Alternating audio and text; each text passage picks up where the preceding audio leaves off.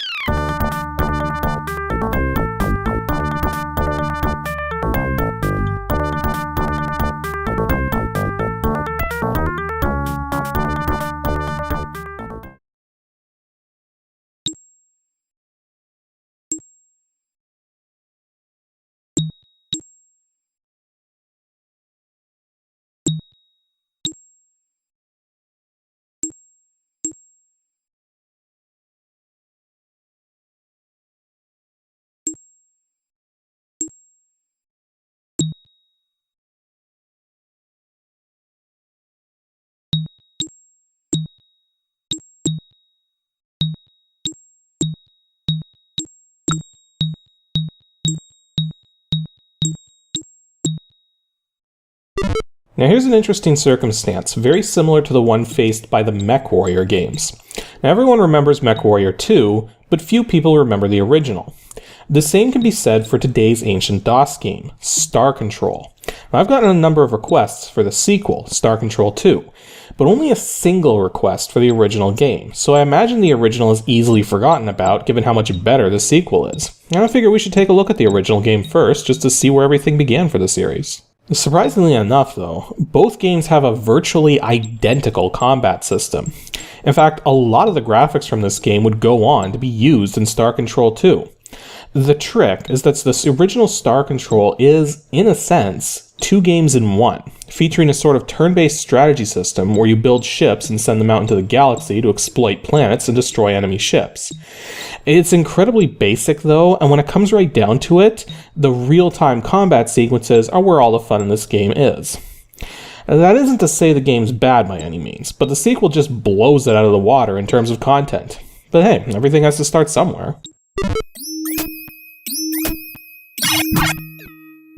Star Control was created by Toys for Bob, a dev team led by Paul Reich III and Fred Ford, and was published by Accolade in 1990. It's a 0 to 2 player action/strategy game. Yep, this game is designed in such a way that you can literally just watch the computer play itself, which can be surprisingly useful for learning strategies and seeing just how weak or powerful certain ships are against other ships. It supports CGA 4 color, Tandy 16 color, EGA 16 color, and MCGA 256 color graphics, all running at 320 by 200 resolution. Naturally, the MCGA mode looks the best. It also supports multiple sound cards, including the creative music system of all things, though I had it running in ad-lib mode for this review. As for its current release date, it's still commercial but can be downloaded easily enough from the Good Old Games website, along with its sequel, Star Control 2, together for $6. If you want a physical copy, then this can get a bit problematic for a few reasons. The first is that there were a lot of different releases for other platforms, and chances are you'll find one of them instead of the PC version. And typically the Genesis version, as it seems to be the most common and the cheapest. Another thing you'll quickly discover is that it's much easier to find the collection CD that contains both the first and second games together than it is to find the standalone copies of the PC version. Lastly, the prices are just completely ungrounded. You can get copies for as little as a few dollars or for more than $50. The average I'm noticing though for the collection of both Star Control and Star Control 2 together is around $20 for loose copies and $30 for fully boxed copies. Although I did spot a fully boxed copy of the original PC game alone for about $20.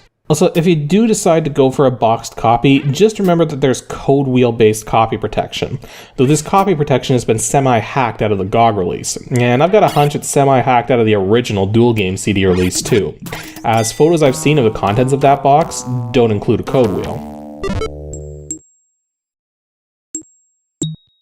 Before you begin playing, you have to set up the players for the two different sides.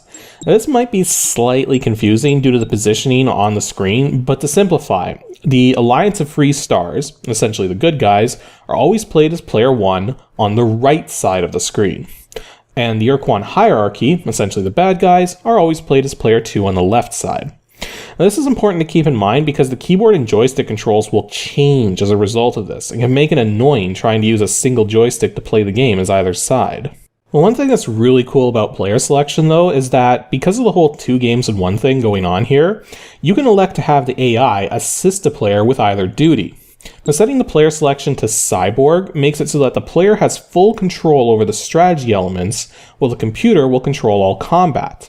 Or you can set it to Cytron, in which case the computer will control all strategy elements, but will have the player handle the combat. This way, if there's one particular aspect of the game that you're bad at, you can still enjoy the other aspect without having to completely exclude it. These settings also affect the other game modes in the ways you would expect them to. The practice mode is exactly as it sounds, with each player selecting a ship from either side and doing battle until someone presses F10 to cancel it out. Cyborg AI will control the combat with the player selecting which ship to use, while Cytron AI will select the ships itself for the player to control manually. Although there's not a lot to this mode, one thing that helps add an extra touch of awesomeness is that you can bring up enhanced details of each of the 14 ships in the game, each with large splash pictures of the ships in question. And if you run into trouble looking up the extended details, though, just keep in mind that only the first player to select ships can actually do this for whatever reason. The melee mode is more of a proper competition mode, where the Alliance and Hierarchy get 1 each of the 7 different ships they have access to and must face off in one-on-one battles until one side runs out of ships. When selecting a ship to pilot in this mode, there's a question mark button in case you want to choose a random ship, though chances are you'll make your ship selection based on what your opponent chooses, as certain ships are better against others. And if you have a Cyborg on your side, they'll do the fighting and all you have to do is select ships. Well, if you have a Cytron on your side, they'll choose the ships for you and you handle the combat. That just brings us to the meat of the game, which is referred to quite appropriately as the full game. And before you begin this mode, though, you have to select a scenario. And there are 9 scenarios you can choose from, though an external editing program allows you to make even more, though only 9 can be in place at any point in time. So if you intend to edit the scenarios, you should probably make sure you have some backups in place, and back up any scenarios you make yourself. I should also point out that you alter the keyboard controls with an external program too, which is kinda odd, but whatever. Once you've selected a scenario and read the backstory, you're treated to a spinning galaxy to conquer, with both the Alliance and Hierarchy ships made out plain as day. The actual layout of the galaxy changes every time you play the same scenario, though there'll always be the same number of certain types of planets on both the Alliance side and the Hierarchy side. Now, at the right side of the screen is your information bar, where you'll see a list of what ships you have, as well as your starbase if you have one, as well as potential actions for whatever item you highlight. At the very bottom is your action count, as each turn you get to perform 3 actions in total, though there is a way to extend this limitation. The goal of the full game is usually to just eradicate all enemy forces, but occasionally there might be other objectives, such as destroying all associated colonies or just hitting the opponent's space station as fast as possible. Typically, though, the game will automatically end if one side can no longer perform actions due to a lack of having anything to perform actions with. Now, in order to make eradicating the enemy easier, you should probably establish mines, colonies, and fortifications. The planets come in 4 different colors: blue, gray, green, and purple. Blue planets simply haven't been charted yet. Gray planets are dead and thus provide no benefits to controlling, though if they're in a strategically decent place, you can still build fortifications around them. Green planets are full of life and can thus be colonized. Purple planets are full of minerals, and thus you can set up mining operations on them. The main benefit of colonies is being able to extend your reach, as any ship departing from a colony planet to a nearby planet will not use up an action point. However, ships can also recruit people from colonies to re-establish their crews, with crew points essentially being the same as health. Now, mines generate Starbucks, so that you can build more ships from your starbase. Needless to say, mines are useless if you don't have a starbase. Fortifications block movement from an opposing side, thus if a ship gets trapped in a fortification, it needs to either successfully besiege it, which is only a 10% chance, or a second ship needs to join in, which will destroy the fortification at the end of the turn. And that really covers most of what you need to know about this strategy section. It's incredibly basic and usually doesn't end up being very strategic, but it's interesting all the same. The only other thing to mention about it is that you'll often find precursor equipment. Now, these are essentially ancient relics left over by a spacefaring race which disappeared hundreds of thousands of years ago, which will provide a special capability to any ship which finds one. And you find these simply by visiting planets which have yet to be explored, and their placement is random every time you play a scenario. The combat sequence is naturally the main draw of the game, but again, there's not really too much to say about it either because of how simple it is. The battles take place from an overhead view that zooms in and out depending on how close the two combatants are from each other. The space they're in also loops around, thus if you fly off the left side, you'll end up on the right side and vice versa. Same with the top and bottom. There's also typically asteroids flying about which just get in the way, and a planet generating a gravitational field. Now, carefully taking advantage of the planet and its gravity is a good way to mess up your opponent, at least if you do it right, as the planet will cause damage to anything which hits it, which means you yourself can get messed up by it if you're a bit clumsy. Now, at the right side are indicator panels for both ships in the fight. You not only see representations of those ships, but crew and fuel levels as well. The crew is essentially the same as health. If you run out of crew members, your ship is destroyed. Fuel, on the other hand, is essentially energy, and is consumed by most of the weapons in the game and recharges on its own. When you're out of fuel, or don't have enough fuel, certain abilities won't work. There's also little drawings of the interior of the ships being commanded, along with their respective races, which is a very fun extra touch that adds a ton of personality to these combat sequences. Now, every ship in the game has two capabilities, typically a main weapon and a special ability.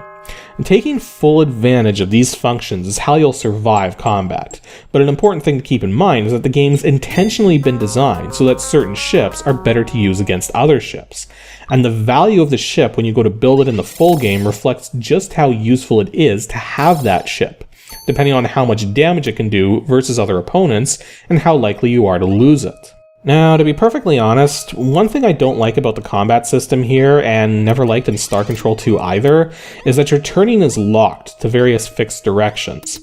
I know this is mostly just a limitation of the engine, but it can make it very hard to precisely aim your attacks, something the computer AI is extremely good at, even on the lower difficulty settings. Really though, that's the only thing I don't like about the combat here. The rest is very solid, and it's what carried this game on to its sequel. Overall, Star Control is a decent start to the series and set the stage for Star Control 2, one of the more prominent space exploration games from the days of DOS, and one that's highly recommended all around. This original game, though, it's a neat little thing for sure, but with the exception of the strategy system, everything it can do, Star Control 2 can do better. So the only reason to go back to this one anymore is to play the strategic parts of it. To that end, I would actually recommend people start off with Star Control 2 first, and then go back to this one later on once they have a feel for everything. Essentially, Star Control is still a decent game, it's just made superfluous thanks to its successor. When setting this game up in DOSBox, you want to set cycles to max, otherwise the loading sequences will take longer than they need to. You also want to turn off timed intervals in order to get the joystick support working in the first place, as if timed intervals is on, it won't even recognize that there are joysticks. As mentioned earlier though, the game uses joystick number 1 to control the Alliance, and joystick number 2 to control the Hierarchy, which, with a dual analog gamepad, translates to the first two axes and the first two buttons being used for joystick number 1, and the third and fourth axes and buttons being used for joystick number 2. You can always hack around this if you want to using the DOSBox key mapper, but it's something to keep in mind all the same. As with other action-based titles with multiplayer support, if you plan to play this with a friend, you pretty much have to have one person on the keyboard and another on the joystick or gamepad to prevent key lockups. Anywho, that's all for today's episode of Ancient DOS Games. Next Saturday is the Season 3 finale, episode 150. I really wanted to go all out for it, but alas, with so much of my stuff in storage and the terrible echoing I get in this house, I wasn't really able to plan anything out to the extent I would have wanted to. Still, there's going to be lots to see because I'm going to be covering the most requested game to date, which I haven't covered yet. One that often goes for huge amounts on eBay and is considered to be one of the best shareware games of all time. Now, given the number of requests, I'm sure lots of you know which game it could be, and because it's the season finale, all correct guesses will make the credits, not just the top 3. So be sure to send in your guess to adg@pixelships.com, and stay tuned because even after episode 150 is done and past, there'll be plenty of fillers following, and ultimately, season 4 starting in January.